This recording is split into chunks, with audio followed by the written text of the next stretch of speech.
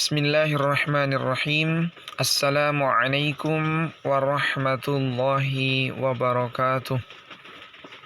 Innal hamdalillah salatan wassalaman ala Rasulillah sallallahu alaihi wasallam wa ala alihi wa ashabihi ajma'in, amma ba'd. Alhamdulillahirabbil alamin. Puji syukur kehadirat Allah Subhanahu wa taala. Hari ini kita bertemu lagi dengan mata pelajaran fikih, ya, sambungan dari pertemuan kita yang lalu, masih kaitannya juga. Kalau pada pertemuan sebelumnya Pak Guru telah memberikan materi tentang sujud syukur, maka hari ini Pak Guru akan memberikan materi tentang sujud tilawah. Oke, adik-adik sekalian, sebelum Pak Guru masuk ke dalam materi, Pak Guru ingin ingatkan kepada kita semua agar dalam masa-masa seperti ini tetap kita selalu memperhatikan kebersihan, karena kebersihan adalah bagian daripada iman. At-tahuru syatrul iman. Kebersihan itu adalah sebagian daripada iman. Oleh karenanya adik-adik sekalian, kita terus menjaga kebersihan dengan rajin cuci tangan, kemudian jaga jarak dan tetap gunakan masker, demi kebersihan dan kesehatan kita juga tentunya. Dan semoga kita semua senantiasa dalam lindungan Allah Subhanahu wa taala. Baik, Pak Guru akan langsung saja masuk pada materi. Tapi sebelumnya, sebagai insan yang lemah, marilah kita memohon petunjuk kepada Allah Subhanahu wa taala lewat doa belajar yang insyaallah akan Pak Guru tuntun. Bismillahirrahmanirrahim. Allahumma rabbana zidna ilman warzuqna fahman. Baik, sekarang masuk pada materi. Sebelumnya Pak Guru ingin menguraikan tujuan pembelajaran kita pada hari ini. Jadi setelah mempelajari materi ini, diharapkan peserta didik atau adik-adik sekalian, pertama dapat menjelaskan pengertian sujud tilawah. Yang kedua dapat menjelaskan syarat sujud tilawah. Yang ketiga dapat menjelaskan sebab-sebab sujud tilawah. Jadi ada 3 poin utama tujuan pembelajaran kita pada hari ini. Nah, pengertian dan hukum sujud tilawah. Yang pertama, pengertian sujud tilawah. Tilawah secara bahasa berarti bacaan. Sedangkan menurut istilah, sujud tilawah adalah sujud yang dikerjakan pada saat membaca atau mendengar ayat-ayat sajadah dalam Al-Quran. Jadi secara pengertiannya kita bisa memahami bahwa tilawah itu secara bahasa artinya bacaan. Namun secara istilah, sujud tilawah adalah sujud yang dikerjakan pada saat membaca atau mendengar ayat-ayat sajadah dalam Al-Quran.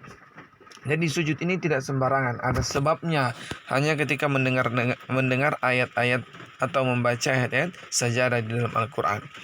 Yang kedua, hukum sujud tilawah. Hukum sujud tilawah adalah sunnah. Namun apabila dalam sholat berjamaah, makmum itu wajib mengikuti imam. Artinya, jika imam membaca ayat sajadah lalu bersujud, maka makmum wajib ikut sujud. Dapat dipahami Artinya hukum asalnya adalah sunnah. Ketika kita melaksanakannya sendiri itu hanya sunnah. Tetapi manakala kita dalam sholat berjamaah dan menjadi makmum, maka kita wajib mengikuti imam. Jadi apabila imam membaca ayat sajadah kemudian dia sujud, maka kita sebagai makmum wajib ikut sujud. Ketika kita tidak ikut sujud, maka jadi berdosa karena wajib. Dapat dipahami Contoh, ketika kita sholat imam kita membaca Quran surah Al-Alaq dan pada ayat terakhirnya ada ayat sajadah di sana Bismillahirrahmanirrahim. Kalla la tuti'hu wasjud. Nah, itu ayat sajadah wasjud, menyuruh kita untuk bersujud. Nah, bersujud di situ hukumnya sunnah, tapi apabila imam tadi melakukannya, maka makmum di belakang imam menjadi wajib hukumnya sujud mengikuti imam. Berikut syarat sujud tilawah. Nah, syarat sujud tilawah tidak jauh berbeda dengan syarat sujud syukur. Namun yang membedakannya hanya pada yang keempat, poin yang keempat. Yang pertama, suci dari hadas dan najis, baik pakaian, tempat, maupun badan, atau badan, pakaian, maupun tempat. Yang kedua, menutup aurat. Yang ketiga, menghadap kiblat. Dan yang keempat, setelah mendengar atau membaca ayat sajadah. Jadi, kalau pada pertemuan kita yang lalu, Pak Guru menjelaskan materi tentang sujud syukur. Sujud syukur itu sebab-sebabnya hanya 3, ya kan? Apabila mendapatkan nikmat atau keuntungan yang menyenangkan, kemudian mendapatkan berita gembira, dan yang terakhir adalah terhindar dari musibah atau bencana. Sekarang sujud tilawah ini, syarat yang keempatnya adalah setelah mendengar atau membaca ayat sajadah. Berikut sebab-sebab sujud tilawah. Nah, sujud tilawah ini sebabnya cuma satu, ya. Pak Guru sudah jelaskan tadi. Seseorang melakukan sujud tilawah karena membaca atau mendengar ayat sajadah dalam Al-Quran. Di dalam Al-Quran terdapat kurang lebih 15 ayat berkenaan dengan ayat-ayat sajadah. Jadi ada sekitar 15 ayat di dalam Al-Quran. Itu merupakan ayat-ayat sajadah yang manakala kita membaca atau mendengar orang membacanya, kita disunnahkan untuk bersujud. Ya, dapat dipahami ya. Jadi bukan hanya ketika kita membaca, orang lain pun baca dan kita mendengarnya, maka kita disunnahkan untuk bersujud. Oke, jadi kembali kepada yang tadi. Syarat-syaratnya itu sujud tilawah juga yang merupakan syarat mutlaknya adalah menghadap kiblat. Jadi adik-adik sekalian, jangan sampai sembarangan juga melakukan sujud tilawah, ya. Sujud ini tentunya hukumnya sunnah dan tentunya dia berpahala. Apabila dilakukan berpahala dan apabila ditinggalkan tidak berdosa. Demikian materi hari ini. Dan tugas kalian sebagai siswa, ya, kelas 8 adalah tulis materi ini walaupun hanya singkat, ya. Tak lama ini menulisnya, paling hanya sekitar 15 menit, tidak sampai juga kalau kita fokus.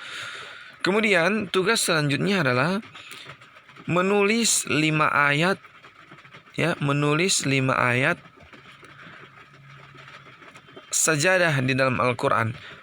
Ya, di sini ada 15 ayat yang berkenaan dengan ayat sajadah, tapi Pak Guru menugaskan kalian hanya 5 ayat saja beserta artinya.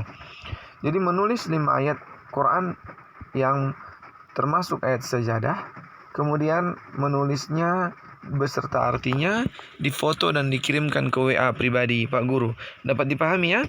Oke, Pak Guru akan tunggu sampai jam 7 malam. Atau sampai ba'da isya, sampai jam 8 malam. Tapi seperti biasa, 10 orang tercepat tentunya nilainya lebih dari yang lain. Oke, demikian. Mohon maaf atas segala kekurangan dan terima kasih atas perhatian daripada adik sekalian. Sekali lagi, jangan lupa tetap rajin cuci tangan, jaga jarak dan gunakan masker, dan semoga kita semua senantiasa dalam lindungan Allah Subhanahu wa taala, dan semoga wabah ini segera berlalu. Amin ya rabbal alamin. Akhirul kalam, wallahul muwafiq ila aqwamit thoriq. Wassalamualaikum warahmatullahi wabarakatuh.